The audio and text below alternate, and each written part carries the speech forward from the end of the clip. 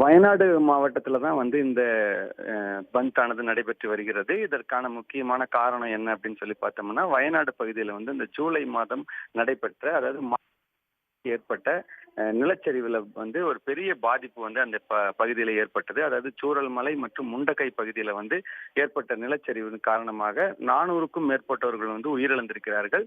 அதே போல பாத்தீங்கன்னா பலரை காணவில்லைன்னு சொல்லியிருக்கிறாங்க. பலாயிரம் கோடி ரூபாய் அளவுக்கு வந்து அந்த பகுதியில வந்து மிகப்பெரிய ஒரு சேதத்தை வந்து ஏற்படுத்தி இருக்கிறது அந்த நிலச்சரிவு.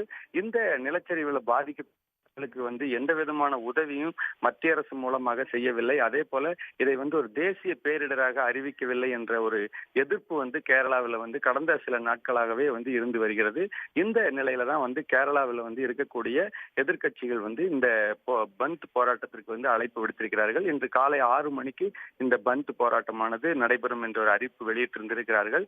இதுல வந்து பாத்தீங்கன்னா அரசு போக்குவரத்து கழகத்தினுடைய பேருந்து கொண்டிருக்கிறது. தனியார் பேருந்துகள் வந்து எதுவுமே வந்து இயக்கப்படவில்லை.